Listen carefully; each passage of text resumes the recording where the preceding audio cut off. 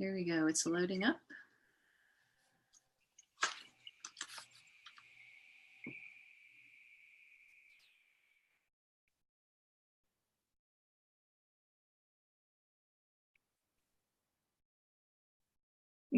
Hello, I think we're live here, and welcome to we have not chatted for quite some time with Mr. Jim Young, the most amazing spiritual author and teacher. So welcome back to the airwaves here. I just want to do an introduction about who you are about to listen to. We're going to talk about his book, The Three Questions, which is a book that will give you some really great tips for how to make your life more simple, how to listen, how to get out of your ego and listen to your heart. So let me tell you a little bit about Jim. Dr. Jim Young is an award-winning author and poet who exercises a spiritual perception with all that life offers. A retired distinguished professor and president of 2 universities, he is also a graduate of the School for Spiritual Directors, I love that, at the Pecos Benedictine Monastery in Pecos, is that how you say it? Pecos, New Mexico, and has authored 19 spiritual books that have touched the souls of many people on various levels. So welcome to the Upswing World, and I can't wait to go through this interview with you to talk about the power of the 3 questions. So welcome. Thank you, Tamra. It's good to be back with you again, and thanks for your encouragement to do this. I'm looking forward to it. Can't wait to see what's going to come out of my mouth. Yeah, no kidding, right? Spirit has a way of moving miracles. So, That's the way to go. This, out of your 19 books, this is one of my favorites. And I have to say the reason is because the 3 questions are so simple, and that if we actually take the time to ask them at the beginning of our day, they can really change the course of our day. So I'd love for you to explain how this book came about, and we'll lead people into what the 3 questions are, and I'll tell them how they can get a free download of those questions as well at the end.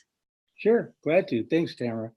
Well, about 20 years ago, I attended a workshop that ran on Saturday mornings for about a month. I think it was 4 or 5 sessions.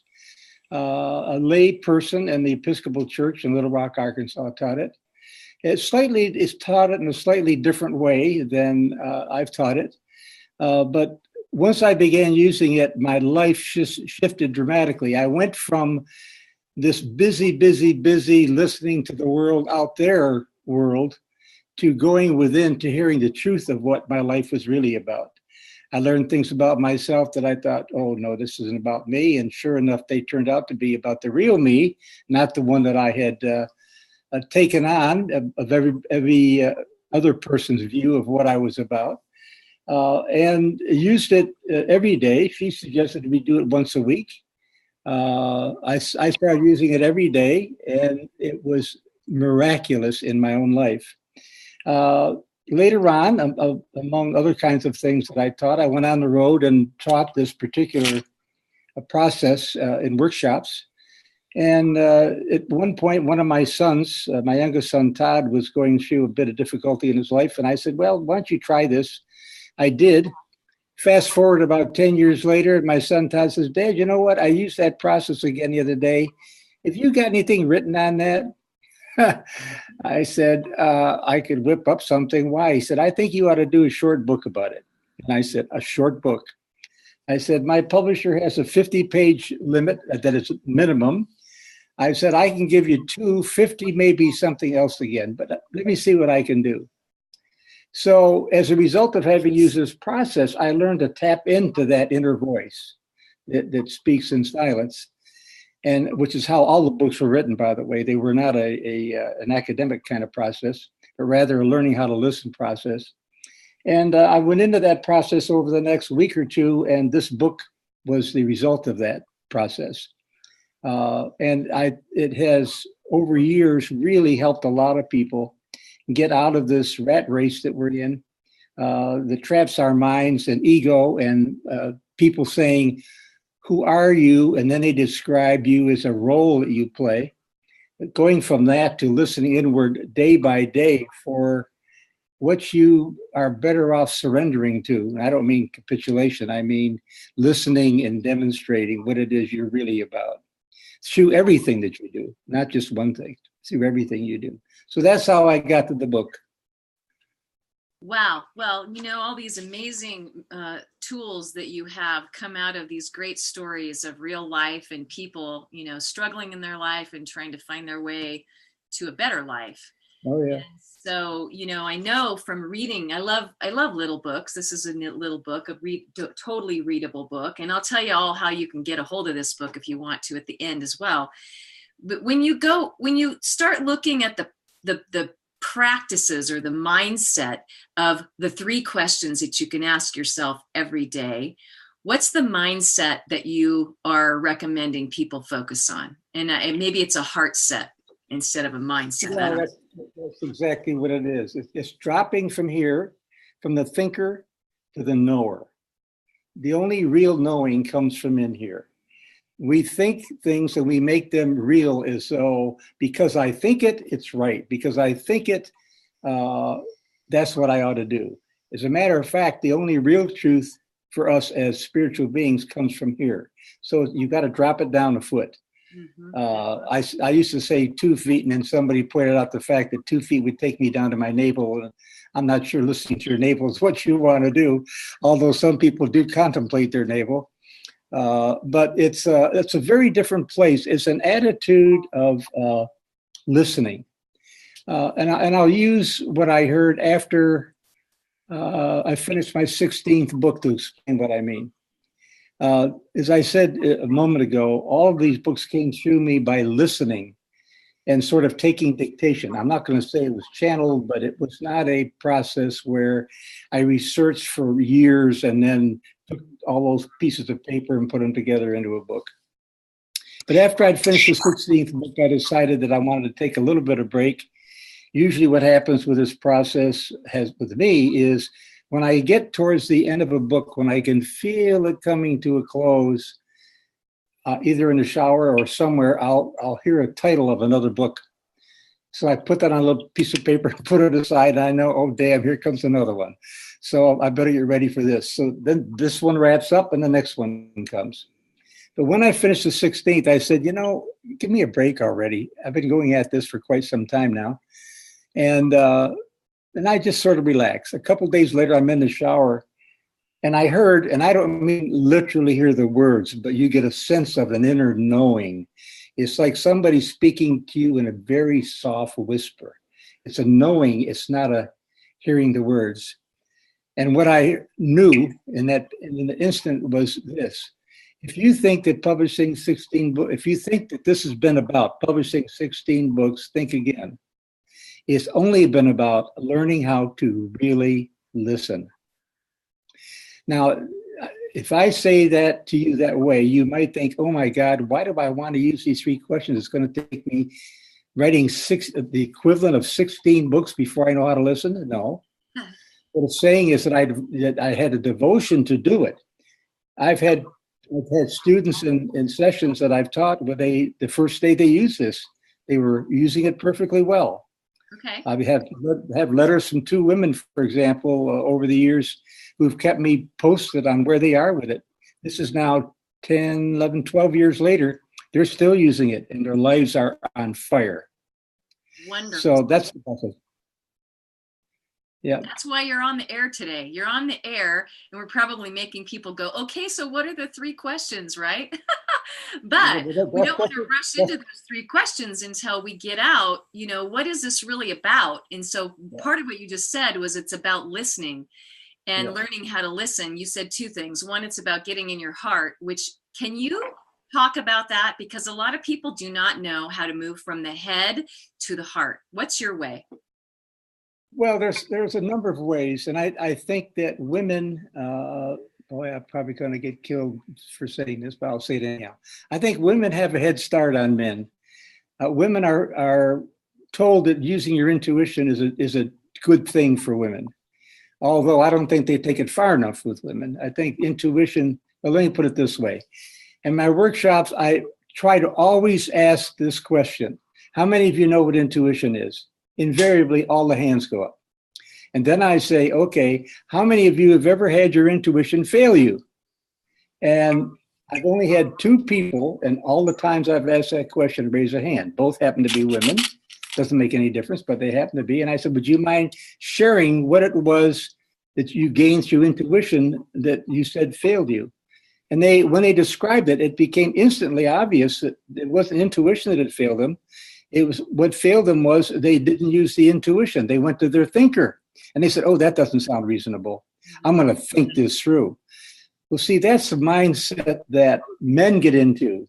They're taught to think things through. Think, damn it, think. You can get the answer. Well, that's not what this is about. When we talk about going into your heart, we're really talking about here being willing to listen to your intuition, where insight comes in, where you realize that, as a friend once asked me, Jim, do you think you're enlightened? And I never thought about that question. I've responded instantaneously. My mouth opened, my tongue moved, and it said, I think enlightenment is our innate state of being, but we've covered it up with all of this claptrap. Or people say you've got to work at it, you've got to think, you've got to take courses, you've got to do yoga, you've got all they're doing is spiritualizing the ego. It's not really being spiritual. Yep. So it's hard. Now, there's a number of things you can do very simply, and you're going to laugh at some of these. We all grocery shop, right? I mean, as far as I know, everybody shops for groceries unless they're crazy and they eat out for every meal. Mm-hmm. So you go to grocery shop. Most people make a list. Do not make a list. Just walk in the grocery store, get a cart, take any path you want to take. And pretty soon things are going to start jumping into your basket. I don't mean that literally, of course, but it's sort of like walking through a bookstore and you think you want to get a book on something and all of a sudden the book jumps off the shelf into your hand and you say, oh, that's just what I was looking for, right? Same thing with grocery. Let your intuition inform you. Your intuition will never lie to you. We lie to ourselves all the time. We say, I'm fat. I say, no, you have fat. But you see, even that slight change shows that we're lying to ourselves. So the body doesn't lie. So you go to the grocery store, you go through the produce department, and maybe you want to bypass the meat department, or no, this time, for some reason, you're slowing down and you see a rack of lamb. And you pick up the rack of lamb and say, why do I want that? I don't even like lamb. But let the intuition inform you. You get your groceries. You take them home, you put them on the counter, and you say, oh my God, what a conglomeration. Why did I get this? All of a sudden you get inspired and you say, you know what? I'm going to call Sarah or Joan to come over and we're going to fix a meal tonight like we've never had before. And you get into that and the creativity opens up and begins to flow. I love that. Yeah, well, what it does is it juices you up in a way where you create things that you never thought you would ever do. And it shows you that if you listen to your intuition, it's the right thing. You may think you needed milk, a carton of milk, but if intuition didn't put that in your basket, you may have wanted milk, but you didn't need milk that day. Okay, so what you're also talking about, I just want to do a little review. So far we've talked about getting from your head to your heart, trusting your intuition. Mm-hmm. So your intuition, you're saying drive yourself into your heart through your intuition, and that whatever your intuition is telling you is smarter than you are in your mind. Is that right? Oh, absolutely. Absolutely. Yeah. We've been told to use our mind is the most overdeveloped part of our being, without question. I'm not saying it's a bad thing. I'm just saying it's overdeveloped. So that means that something else is underdeveloped, and it's our intuition, our intuitive state, our inner knowing.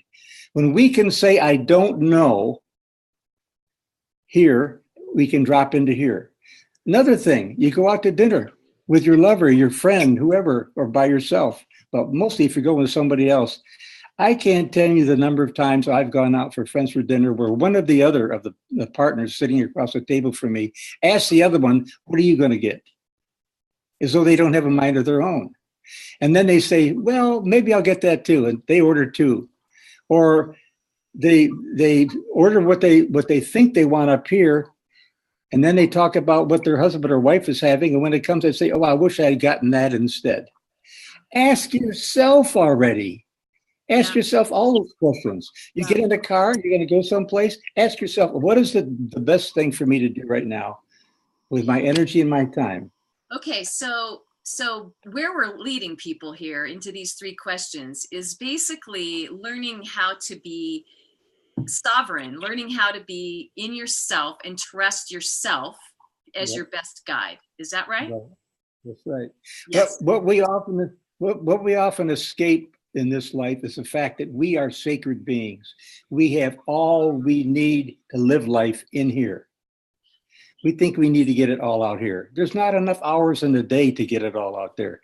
So just take moment by moment here, and you have it all. You have everything you need. You may be directed to something, but at least you know you're being directed from your sovereign space, your sacredness. Yeah. And most of us have forgotten that. We're so busy, we have forgotten we're sacred. Well, and we're so And comparing ourselves to the rest of society and the environments that we live in that we do forget that uniqueness of who we are is the gift that we have in the world, that when we live in alignment with that instead of in alignment with everything on the outside, we become more powerful, we become happier, life becomes easier. And it's such an interesting conundrum, I think. Well, so is it time to lead people right on into the three questions? you sound just like my editor on this book. She went through it the first time. She says, "Damn, you got to get to those three questions sooner than this." No, People say, "Well, we did the first chapter." Okay, I'll take you to the three questions now. Now, Okay, we're so not going to try to do. Pardon me. for the listeners, this is the handout of the Okay. three questions, and there's a link in this Okay. post right now that you can go and download this handout if you want to. So go ahead, take it away. Okay. Okay. So when I was processed, I was taught that the word Lord, Lord, was inserted. That's where I was going to go to ask these three questions. For most of us these days, we're looking for a place other than an external God of some kind. We want to know what there is that we can find out about living life that's simpler than waiting for some God outside of us to answer our questions. And so in this book, I've said, treat Lord as L'Ord, not Lord, which means the law of order. There is a law, a law in quotes, that says that whatever frame of mind, whatever frame of attitude that you're going at life from is what you will produce. If you're going at life strictly from an ego conscious model, you're going to be living in chaos, disappointment, being unfulfilled, lack of purpose. All of that's going to come in there time after time after time, because you can't ever meet those things out here in the external world. You got to come from in here. So what I try to do is to say to people, use what's comfortable for you.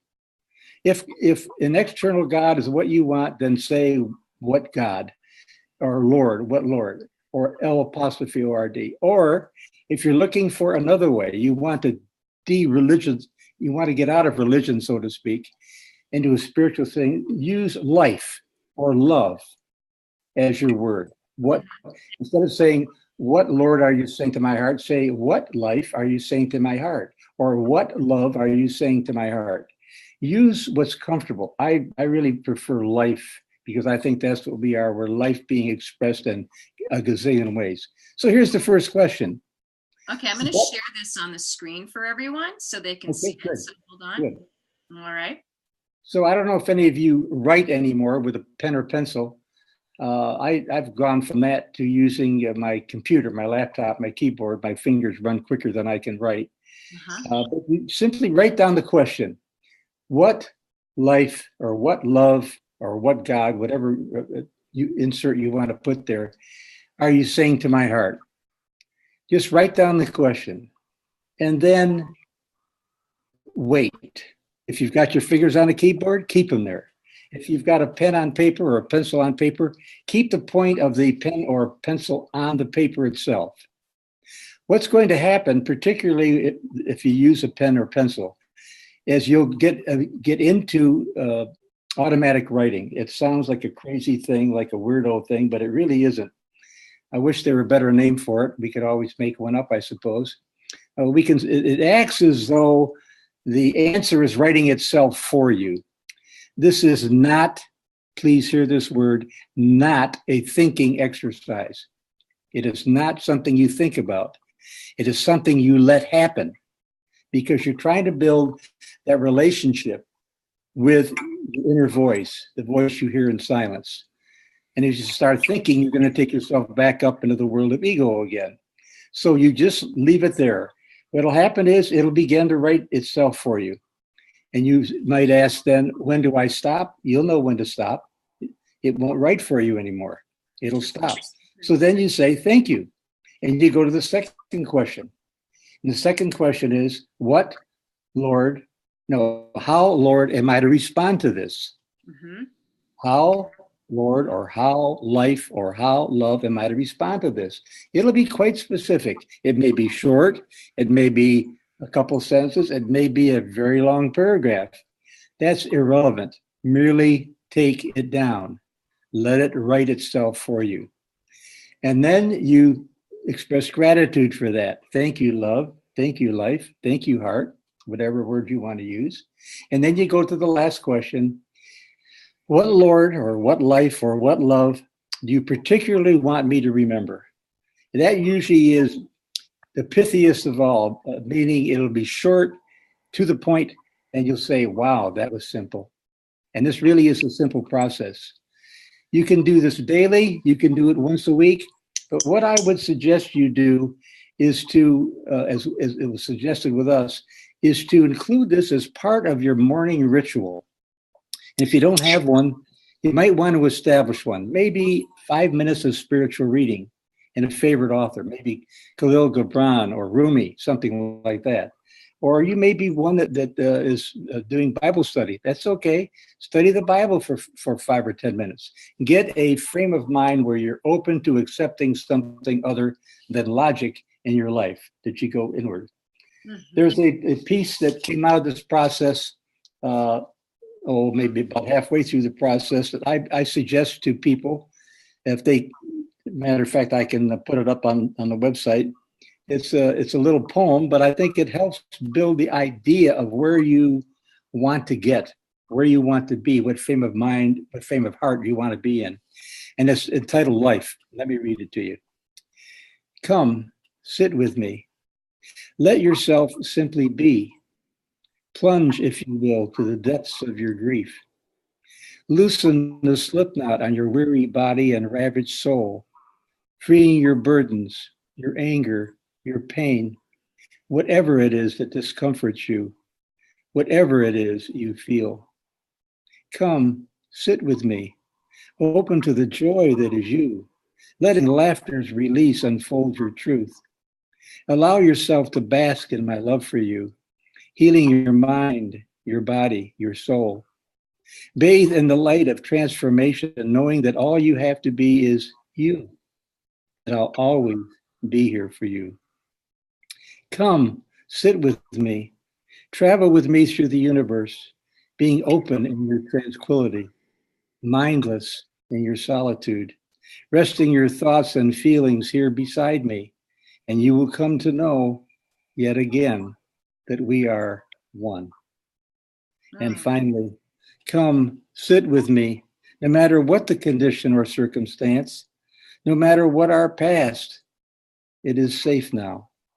In eternal relationship, the fullness of presence is all that matters. These intimate moments become our truth, authentic love, our bond. So that is the essence of what this is about. It's about come in a dedicated way every day to your soul, if you will, and let your soul speak to you. It will never, ever, ever fail you. Tamra has asked if I would share a post test. Go ahead, ask the question, Tamra. Yeah, so there's a post test in the book. And how do you describe a post test? Well, a post test is sort of giving yourself a way to see what you've learned about yourself after a particular process or a conversation with a friend or whatever, and say, what do I take away from that? How am I supposed to feel about myself? How am I looking at myself now that I might change to look at myself in a different way? Yeah. And I want to disagree with something you said earlier, not in any major way, but just to shift it a little bit. You said something about who we are. We're not a who, we're a what. We're love. Who is a role we play? A father, a mother, a lover, a cousin, an aunt, an uncle, a teacher, a worker in a fire department. And then we get defined by those roles. And then you get the shoulds and shouldn'ts. In other words, in order to be a lover, you should do this. In order to be a wife, you should do that. Those take us out of what we really are. And what we begin to find out then that we're in this life, but we're really not of it, that we're really not knowing what we're about. And you end up in a relationship, if you can make it through a relationship, by saying, boy, if I could only think of myself and be seen as what I really am in here, not about how you're labeling me. Yeah. Because when we label somebody, that keeps us from seeing somebody as they really are. Yeah. So it's a what that we are. Anyhow, we've come to think of ourselves as the way everybody's described us. And they may describe you in some very glowing terms. That's fine, but that isn't really who you are. There's a wonderful song that I came across years ago when I was a part-time visiting minister. How they ever asked me to do this, I'll never know. But I did it, and the vocalist for that particular group shared with us a song called "In His Eyes," lyrics by Minnie Johnston and Jacob Brockman. And they provide the deepest meaning about us. I want to read this, and I'm glad Tamra asked me, because I've changed the words slightly from a song that talks about what someone else thinks about you to how you, when you're in here, can see yourself. So listen, what you want to do is put your eyes on where you're looking inwardly and you're saying this about yourself. And I'd like you not to believe it. I want you to take this as though I'm reminding you of something you've forgotten. This is about you. So open your hearts wide as can be, and I'll read this. In my eyes, I'm a fire that never goes out, a light on top of the hill. In my eyes, I'm a poet, a painter, a prophet, a mission with a mission of love to fulfill. Outside, there's a world so enchantingly strange, a maze of illusion and lies. But there's never a story that ever could change the glory of thee in my eyes. In my eyes, I'm a radiant vision of beauty, a gemstone cut one of a kind. I'm as fine as a diamond, deep as a ruby, rare as jade in my mind. No need to believe all I've been told, no need to live in disguise. I'm brighter than silver, purer than gold, a pearl beyond price in my eyes. I see only goodness, my vision is true, and nothing can change the perfection of me in my eyes. In my eyes, I'm a fire that never goes out, a light on top of the hill. I'm a rose in the forest, a prelude from Bach, a triumph of heaven's skill. Outside, there's a world that keeps breaking my heart and tearing my dreams down to size. But guiding me homeward, piercing the dark, is the light, is the love light that shines in my eyes. Now and forever, that light never dies. I am dearly beloved in my eyes. So that's you, everybody out there. Every one of us is that. Amen to that, I say. Yeah, boy, that's worth reading every morning as well, because oh yes, absolutely. eyes is so beautiful. It's so connected to yourself, which is, I think, people struggle with connecting with who they are, with what they are, and they're setting themselves. Well, people are going to have trouble thinking this way at first. I have a little thing that I do where I check out of grocery stores and wherever, and people here in Oregon, as they did in other places I live, they start off by saying, "How are you?" And I've gone to saying, "Perfect, just like you." And they look back at me as some of them say, "No, I'm not perfect." I say, "Well, did you forget?" And they said, "Forget what?" I said, "Forget that you're perfect." Yeah. And they sort of make a face, and I know where they are. They're not willing to accept any of this conversation from this old man coming through their mind. And I said, "Well, you know what happens when you forget? You act as though you're not. And all of a sudden, it snaps. And so now when I go in the grocery store, they say, "How are you?" "Oh no, I know who you are. You're Mr. Perfect." But all I'm there to do is to remind them what they've forgotten. Yeah. Yeah, we can't be perfect, but we are a perfect being. We are perfect as we are, and we are human as we journey, right? And there's Right. just so much opportunity to fill ourselves with love. Well, I want to thank you today for spending this 30 minutes with me and with everyone that's listening in and will listen in, because this is going to be permanently on Facebook now.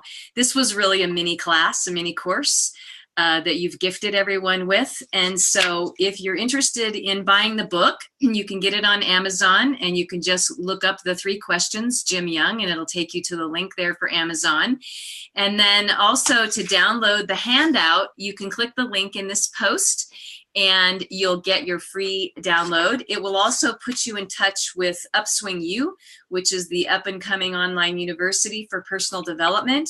And Jim Young just committed to potentially being one of our instructors inside of Upswing U. So we're putting it right out. Oh, I did it to myself. More to come from Jim Young. And his website is creationspirit.net, correct? Yes. Creationspirit.net. That's how you can find Jim. If you go start this process and it begins to work for you, just stay with it. If it doesn't work for a while, just stay with it. It'll open up. And if you want to chat about it, just send me an email do it on Facebook. It's going to be on Facebook. Do it on Facebook, and we'll have a conversation that will also inspire others to look at the questions and answers and develop themselves in the process. So thanks, Tamra, for this opportunity. It's been great fun as always. Yeah, you're welcome. And, I love this idea. And if anybody wants to do a 30-day challenge on this, this would be kind of interesting to do. 30 days committing to do this and see what happens. I'm going to contemplate that in my list of 30-day challenges that I can do. So not another 30-day challenge. Yeah, right. I will put all of the information that I gave you in terms of how to get a hold of Jim and how to download your product in this post. So not to worry. And namaste, my friend. Thank you for spending time with us today. It's a great investment. Thank you. Love you all. Bye for now. Bye.